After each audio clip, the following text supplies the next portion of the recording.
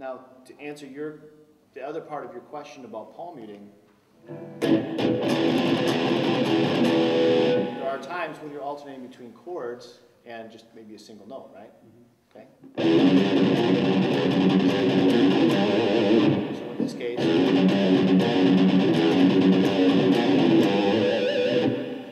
we have notes that are muted and notes that are not muted.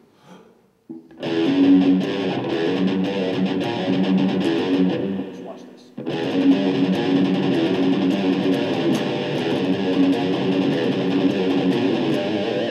So in that case, anytime the note is not muted, your hand has to come up. The palm has to come off the bridge. Otherwise, you'll mute the note that you don't want to mute, right?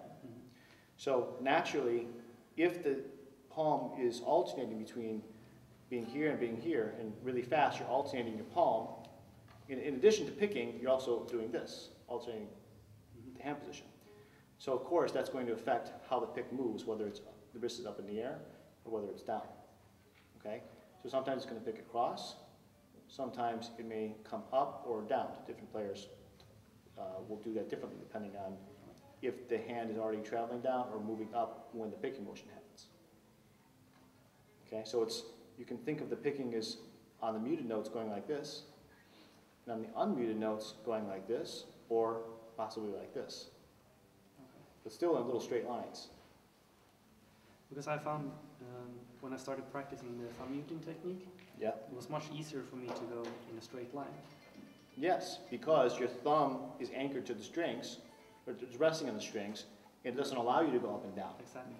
But when I switched to palm muting, I feel like it's much more harder to use the wrist to pick. I feel like my arm is moving much more because I'm supposed to go in this direction, right? Or can I still go in a straight line? Yes.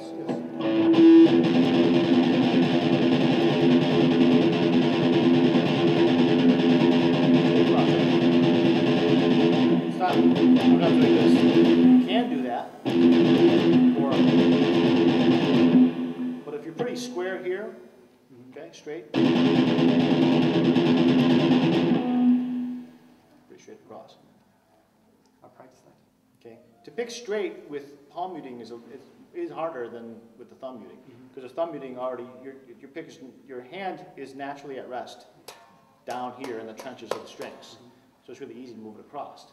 But when your palm is anchored here, your hand is not at rest down here; it's at rest up here, and that's what happens then is you got players who are swooping down at the strings because they're playing and then they're relaxing. When they relax, the pick goes up because this is where the hand is at its natural state of rest.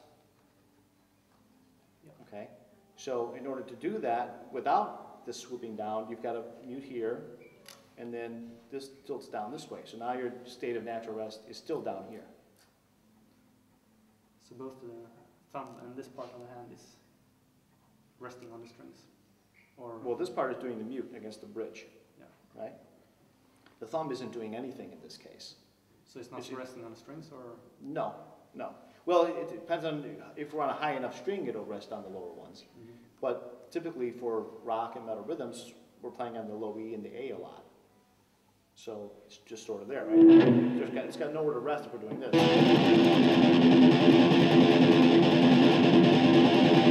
But the thumb is still in position. If there was two other strings over here, then it would be resting on those two. Okay, so it's still in position as if it was going to do thumb muting, even though it's not actually muting anything, just so that the natural state of rest for the pick is down here in the trenches of the strings, so we can pick straight across. Okay? The other benefit to that is that, versus this, is it makes the evenness of tone and attack between downstroke and upstroke more equal than this does. Downstrokes are so much more powerful than upstrokes if you're picking from this position. If you're picking from this position, there's much less of a difference in strength between down and up, because up is now a lot stronger than it was in the other position.